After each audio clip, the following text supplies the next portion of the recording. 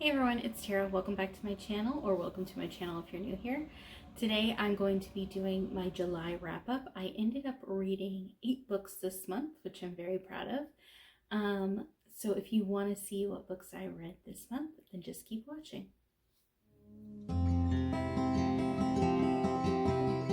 So the first book I ended up reading this month was It Happened One Summer by Tessa Bailey.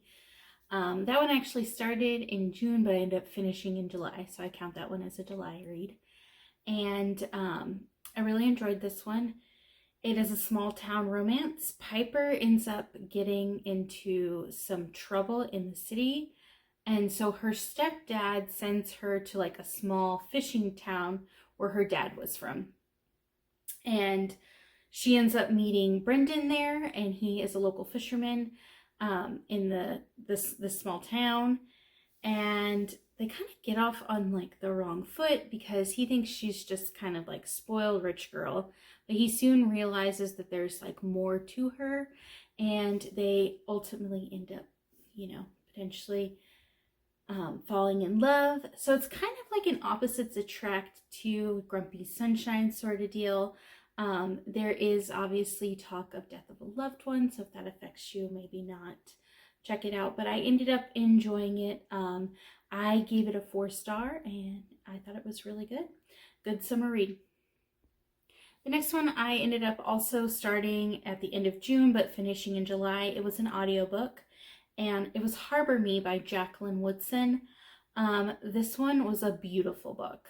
I really enjoyed listening to it.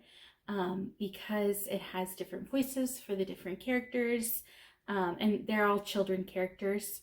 And so it has themes of like immigration, race, bullying, and family, all at the backdrop of a diverse like group of students. So it's about one specific student who's like recording sessions with a few of her classmates, and it shows like kind of like how they build this relationship throughout the year. They discuss like different hard-hitting topics. I think they're all in like 5th grade, and the teacher just gives them this space to be in, this room to be in, and discuss things, anything that they want. It could be happy things, it could be sad things, and it just progresses from there. I really enjoyed seeing that. Anyways, I really enjoyed that one. I ended up giving it a 4-star. I thought it was beautifully written. I definitely want to check out more of Jacqueline Woodson.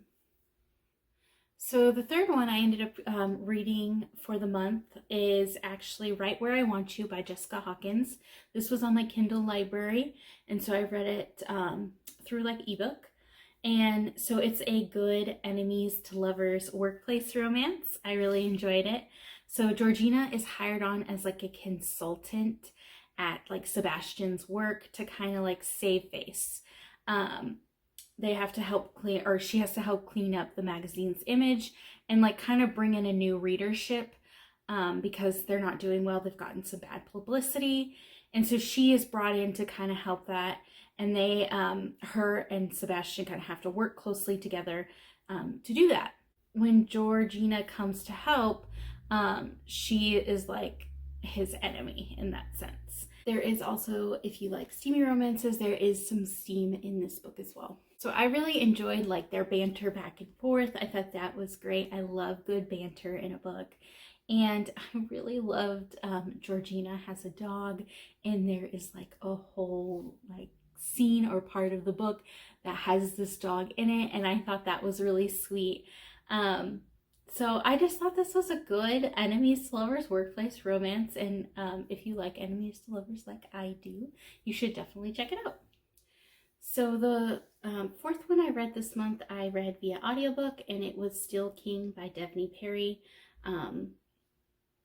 This is the first in a series, the Clifton Forge series, and it's motorcycle romance, small town, and kind of like enemies to lovers. So Bryce is new in town. She is now part of like part owner of the newspaper, or is running the newspaper, and so she's kind of looking for a story. So she goes and she notices that like the motorcycle club kind of like shut its doors and went like legit, and they have this like shop in town, and that's where she kind of like meets Dash, and he works there, owns the shop, but she thinks there's more to it, so she kind of does some investigating, and things kind of happen from there. It is a romantic suspense. Things do you know, kind of happen. There is like a side plot that I thought was pretty good.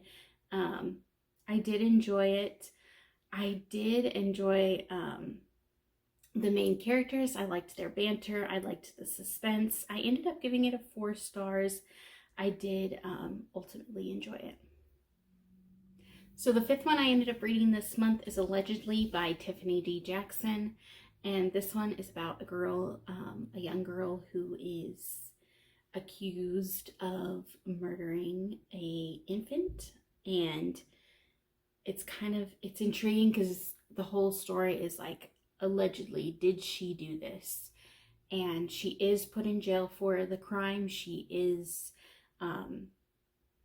serving time in what she calls baby jail, and then now she's in kind of like, I guess what would be considered, I don't know if it's a halfway house or a home for kids who are on probation. And so she is actually working in the community, going to school and doing that, and then she meets another, like a boy at where the place where she's doing like community service. She ends up getting pregnant, and she starts they like say that they're going to take away her baby because she was convicted of this murder, and they don't know if she'll be fit. So it goes through this whole process of like, you still don't know through the whole thing if she did it. It definitely ends on like a cliffhanger, kind of very crazy, and you're like, you're left reeling. It does explore kind of this relationship with her mom that is very toxic between both of them. I thought it was definitely interesting, a quick listen. I enjoyed Tiffany D. Jackson's writing. I will say, I ended up giving it a 4 star, and that was simply because the ending, everybody I'd watched had built up the ending, and it just wasn't what I thought because it had been built up. And that's not Tiffany D. Jackson's writing. Like, that's not her issue. She's wonderful, but I just was like expecting something so different because of what everybody was saying. But again, it was good. Gave it a 4 star. Definitely trigger warnings for death of a child, incarceration of a child, abuse, sexual abuse, all kinds of trigger warnings on this one. But again, if that is something you're interested in, it is kind of like a thriller mystery. So the 6th one I read this month was The Four Winds by Kristen Hanna. And this one is my first historical by Kristen Hanna. I enjoyed her writing. I loved how she painted a picture with imagery and with words. I thought it was beautifully written.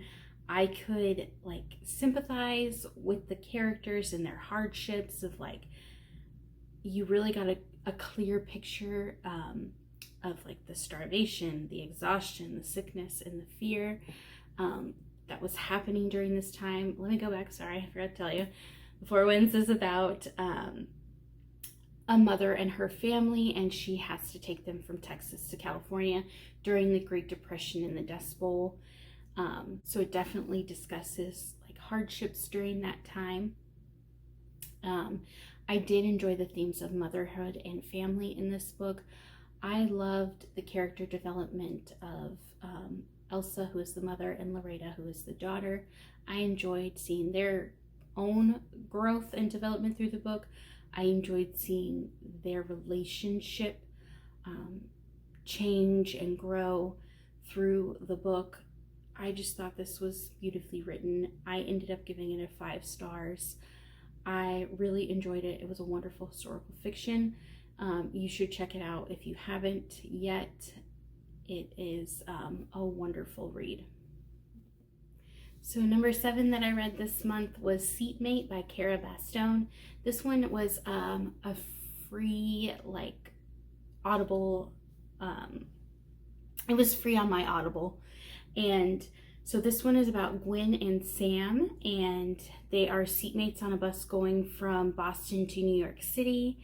They start chatting and things progress through the bus ride. This is definitely a romantic comedy. I really enjoyed it. It was adorable, laugh out loud. It made me smile as I was listening to it. They have some good banter back and forth, which I enjoy banter. It's something I really like in couples in books.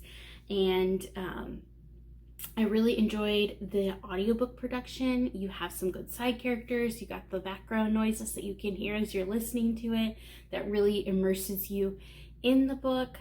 I thought it was just great. I ended up giving it a 4-star.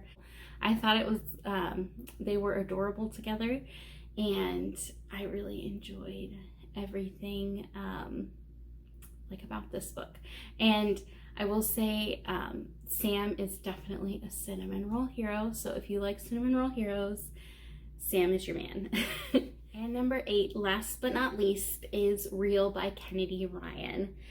I really loved this book. This is my first Kennedy Ryan. I ended up getting it on my Kindle for free, so I have Kindle Unlimited, so I was able to download it.